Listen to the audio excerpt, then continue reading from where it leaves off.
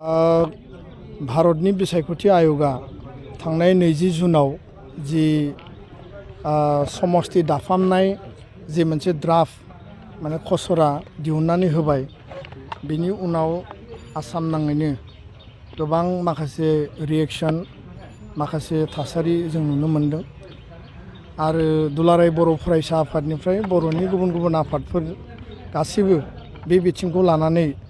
जोङो पर्यालोचना खालामदों बेखौ नायफामफिनदों राजखान्थियारि जि मोनथायनि बाथ्रा आरो राजखान्थियारि जि जोंनि थामोनथानि बाथ्रा बेफोरखौ लानानै बर' माहारिया थांनाय गोलाव सम सोमावसारबोबाय बड'लेण्ड आलादा रायजोनि जि दाबि बे दाबियानो जाबाय राजखान्थियारि मोनथाय आरो गावखुंथाय आरो बेखौनो लानानै एबसु बिएलटि एनडिबि 34 बोसोराव आलादा रायजो राजखान्थियारि मोनथाय थामोनथानि बाथ्राखौ जोङो सोमावसारबोबाय गोबां जोंनि मुंख्लं जाबाय आरो बिनि उनाव जोङो बिएसि बिटिसि आरो दायो बिटिआर मोनबाय नैबे ड्राफ्ट खसरानि गेजेरजों जोङो थांनाय 26 निफ्राय 28 मार्चआव भारतनि बिसायख'थि आय'गा जेब्ला रेडिसन ब्लु गुवाहाटीयाव फैदोंमोन दुलाराय बर' फरायसा आफादनिफ्राय जोङो मेम'रेन्डाम होदोंमोन जे बिटिआरआव कटार्मिनास गावनि 6 सिडिउलनि सिङावनो ट्राइबेल आरो बर'फोरनि जि मोनसे थामोनथानि मोनसे रैखा कवच बे ओनसोलाव मोन 14 विधानसभा समष्टि एसेम्बलि कन्स्टिटुएन्सि आरो 2 लकसभा सीट दानांगौ होननानै जों दाबि होदोंमोन बे बिथिङाव जों नुबाय ड्राफ्टआव क'क्राझार लकसभा सीटखौ जोंनि जि दाबि दंमोन एसटि कन्टिनिउ खालामनांगौ बाहाल लाखिनांगौ बेखौ आय'गा दिनै मानिनानै बेखौ खालामनानै एजिटिस लाखिबाय 14टा समष्टि जोङो दाबि होदोंमोन एडिशनेल मोनसे समष्टि होनानै दिनै 15टा खालामबाय बिनि थाखायबो जोङो गोजोननायखौ फोरमायदों नाथाय बेराफारसेथिं जों नुबाय जे 2 लकसभा समष्टि जों दानायनि जि दाबि होदोंमोन बेखौ जोंनि गासै बे 2 लकसभा दानायनि दाबिनि उदालगुरि जि लकसभा समष्टि दङमोन बे समष्टिखौ दाफुंनायनि बेलायाव बिथांमोना उल्था खालामनानै जोंखौ माने कमप्लिटलि जोंनि जि दाबिखौ डिप्राइभ आरो न'वेर खालामनानै दिनै बिथांमोना दरं मुंजों उदालगुरिनि 4 समष्टि गरेस्वर तामुलपुर रङिया कमलपुर आरो दरंनि 3 बयनिख्रुइबो देरसिन माने लकसभा सीट 11टा समष्टि लार्जेस्ट पपुलेशन लार्जेस्ट भटार बेयाव सोसननानै सोरनि लाब सोरनि माने माइलेज सोरनि टारगेट बेयाव खालामनो नागिरदों जोङो बुजियाखै आरो बेखौ लानानै दिनै उदालगुरियाव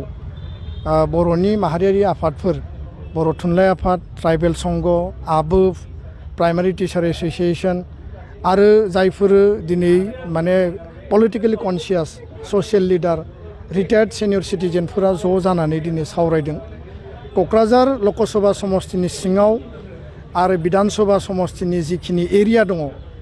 बे पार्टखौ जोङो कमप्लिटलि सेक्युर दोननानै बिनि बायजोआव जि 6 विधानसभा समष्टि थाबाय बिटिसि बिटिआरनि सिङावनो 6 सिडिउलखौ बिथा खालामनानै जि मोनसे राजनितिक जोंनि अधिकारनि बाथ्रा रिप्रेजेन्टेशननि बाथ्रा पलिटिकेल आइडेन्टिटि आरो पलिटिकेल मर्यादानि बाथ्रा भारतनि पार्लियामेन्टआव रिप्रेजेन्टेशन खालामनांगौनि थाखाय जोंनि माने भबिष्यतआ जोंनि आखायाव थायो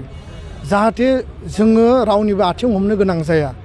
बे मोनसे बाथ्राखौ बिथा खालामनानैनो दिनै बेयाव सावरायनाय जादों आरो सावरायनायाव बयबो मतामत होदों जे साब डिभिजन लेभेलाव धरना प्रटेस्ट डेमनस्ट्रेशन जानांगौ जोंनि रिसेन्टमेन्ट जोंनि रिएक्शनखौ कमिसनसिम दैथायहरनांगौ आरो एसेम्बलि सेगमेन्ट जेराव दाबाय 2 एरिया बे लेभेलावबो धरना प्रटेस्ट डेमनस्ट्रेशन हाबाफारिया जानांगौ पाब्लिक मिटिंनि बाथ्रा बुंदों 11 जुलाइनि सिगां मोनसे बेयाव माने डिमान्ड कमिटि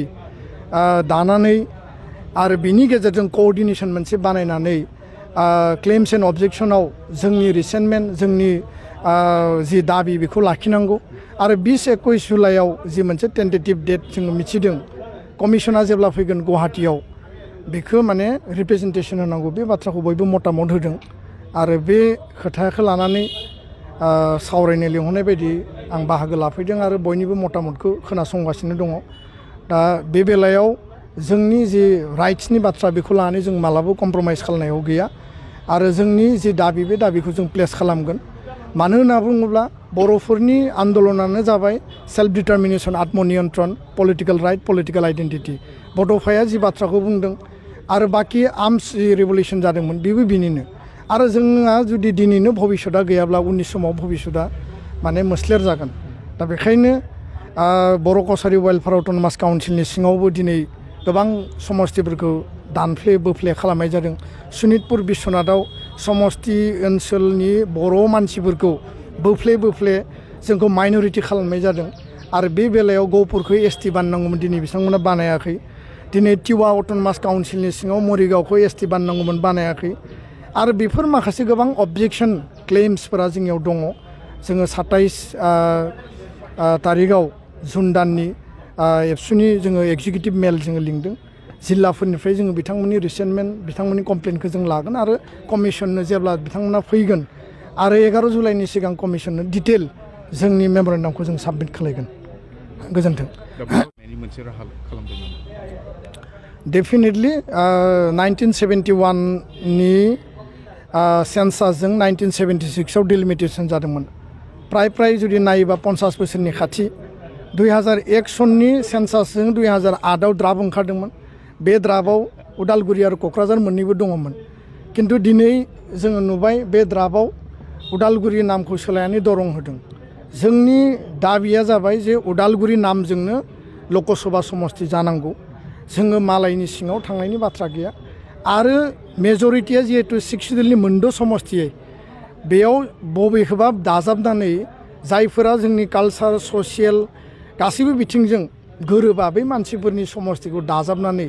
6 सिडुल आरो नन 6 सिडुल मिक्स खालामनाया टटेलि बे माने कनस्टिटिउसनेलि भायलेसन जादों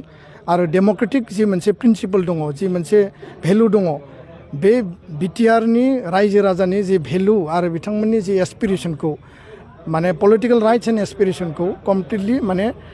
माने बेखौ सिमफायनाय आरो बेखौ आथिंजों माने गाखोमोरनाय जादों दा बेखायनो